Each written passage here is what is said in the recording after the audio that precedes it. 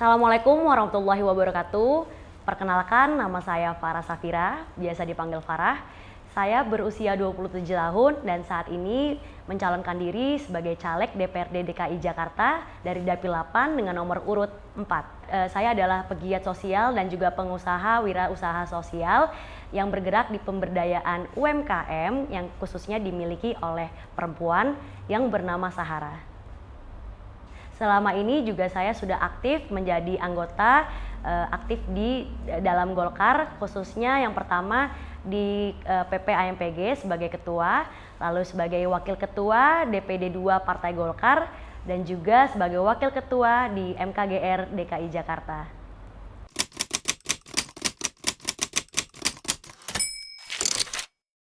Tentu terkait dengan strategi, kita memiliki dua pendekatan. Yang pertama pendekatan serangan darat, yaitu kita membentuk tim dan juga relawan mulai dari tingkat kecamatan hingga tingkat struktur RT.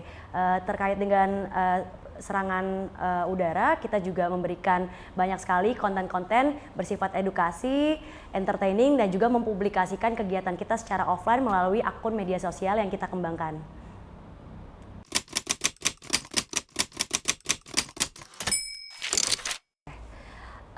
Terkait dengan demografis, khususnya di Dapil 8, kita memiliki 5 kecamatan. Kecamatan Tebet, Pancoran, Mampang Perapatan, Pasar Minggu, dan juga Jagakarsa.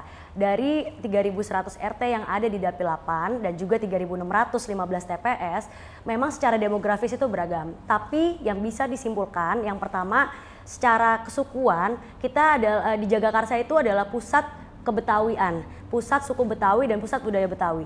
Jadi ciri khas Betawi itu sangat terasa dan sangat kental di Dapil 8 dan itu merata dari Jagakarsa hingga Tebet. Yang kedua terkait dengan ekonomi, tentu kita masih memiliki ketimpangan antara masyarakat kelas menengah ke bawah dan juga masyarakat kelas menengah ke atas. Bagaimana selama ini UMR itu tidak semua keluarga bisa mendapatkan gaji UMP di rumahnya atau minimal di kepala keluarganya. Dan yang ketiga tentu terkait dengan demografi perempuan dan juga pemuda, kita memiliki banyak sekali pemuda. Ada sekitar hampir 30% itu yang kategorinya pemilih pemula dan juga milenial yang akan pertama kali memilih dan juga yang akan memilih mungkin baru kedua atau 3 kali. Dan tentu dengan segmentasi perempuan, kita memiliki sangat populasi perempuan yang lebih besar di Dapil 8. Kalau nggak salah perbandingannya hampir sekitar 55% banding 45%. Sehingga ini menjadi target sasaran kami, khususnya saya mungkin yang mewakili perempuan dan pemuda, supaya bisa menjawab tantangan yang ada di sektor demografi tersebut.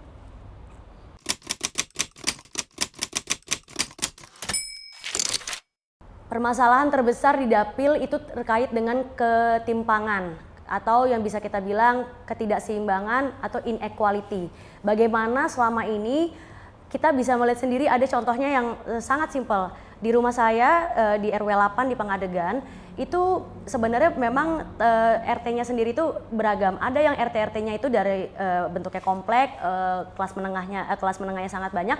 Tapi yang kita tidak tahu adalah di belakang rumah saya di RT-RT tertentu, misalnya RT 2 atau RT 4, itu banyak sekali warga yang memang selama ini membutuhkan biaya dan juga bantuan sosial lebih banyak. Jadi menurut saya ke isu yang utama di DKI Jakarta dan khususnya di Dapil 8 itu adalah isu ketimpangan. Bagaimana kita bisa memberikan pemerataan secara ekonomi, baik itu dari lapangan kerjanya, bantuan wirausahanya, dan juga jaminan-jaminan sosial yang bisa diberikan ke masyarakat.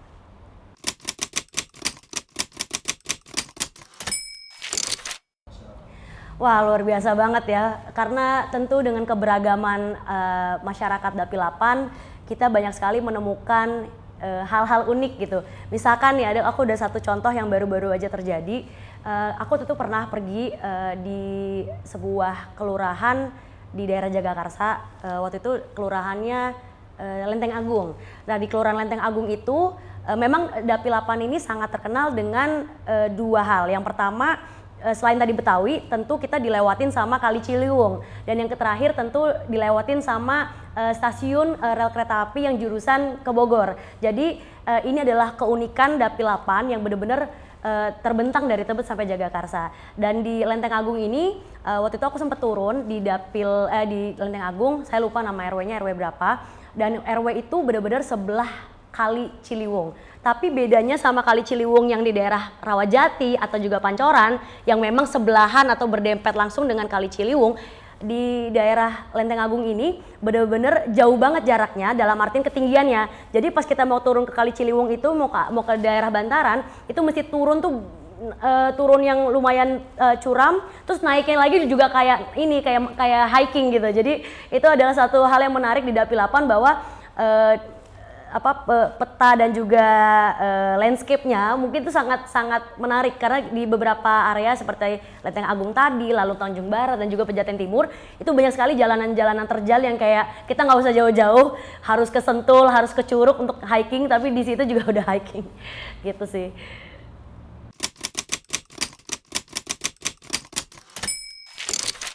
Tentu dengan kesempatan yang bisa kita berikan kepada masyarakat itu adalah kunci. Tadi mungkin saya sudah merefer bahwa kuncinya itu ada di pemuda dan juga perempuan. Bagaimana selama ini sektor usaha yang dimiliki banyak perempuan itu harus bisa didorong kembali. Sebagai contoh saja di DKI Jakarta, kita sebenarnya di Pemprov itu sudah punya program namanya Jakpreneur yang dinaungi oleh beberapa dinas. Tapi sayangnya banyak sekali kawan-kawan khususnya perempuan yang memiliki usaha itu tidak terdaftar oleh Jakpreneur, sehingga ini adalah merupakan celah untuk kita memberikan pemberdayaan lebih dalam lagi supaya baik itu bantuan usaha maupun juga promosi usahanya dan juga peningkatan kapasitas dari para perempuan yang memiliki UMKM ini bisa lebih digenjot dan didorong. Banyak sekali perempuan-perempuan yang tidak terdata karena selama ini salah satu hal yang kita harus pahami bahwa setiap kali ibu rumah tangga yang memiliki usaha itu di KTP-nya tidak pernah mencantumkan dirinya sebagai pengusaha. Maka dari itu sebenarnya ada potensi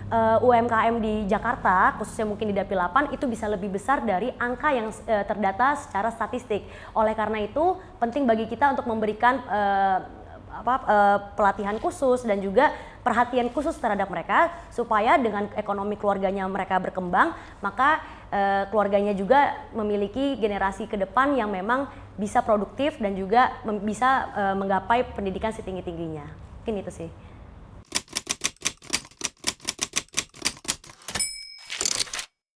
Tentu sangat didukung karena contohnya saja seperti kami di Dapilapan, selain saya yang menjadi caleg muda, kita hampir sekitar 80% caleg di Dapilapan adalah caleg muda yang notabene di bawah usia 40 tahun. Sehingga itu adalah sebuah bukti konkret dan nyata dari Partai Golkar untuk memberikan ruang bagi para pemuda khususnya yang bisa memimpin dan mempunyai kapasitas untuk memimpin di pencalekan ini. Dan juga selama saya berkiprah, saya sudah bergabung di Partai Golkar itu secara resmi sejak 2019.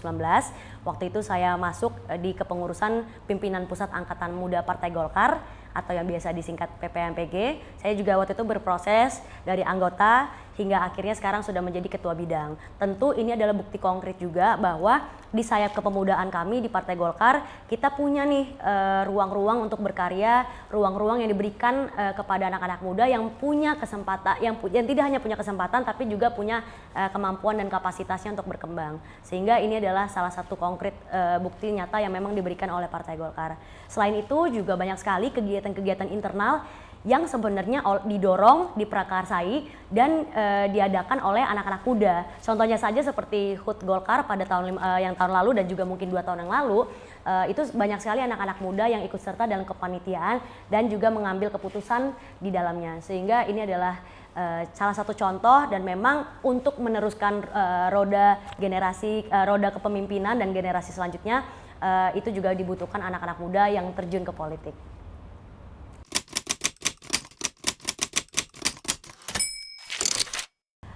Untuk tim relawan dan juga konstituen warga-warga di Dapilapan, Kecamatan Tebet, Pancoran, Mampang Perapatan, Pasar Minggu dan juga Jagakarsa, waktunya sudah hampir menuju pemilu 2024 ini.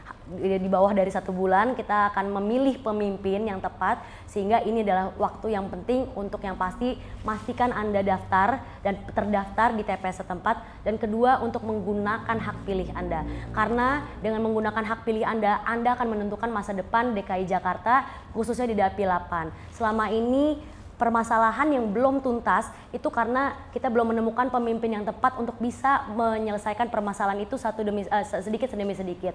Maka dari itu pilihlah ini adalah waktu yang tepat untuk kami Partai Golkar untuk hadir di 2024 ini, khususnya di Dapil 8, untuk tak hanya memberikan warna tapi juga memberikan kesempatan dan juga komitmen keras untuk bergiat dan juga menyelesaikan permasalahan yang ada di masyarakat, khususnya di sektor ekonomi dan pembangunan.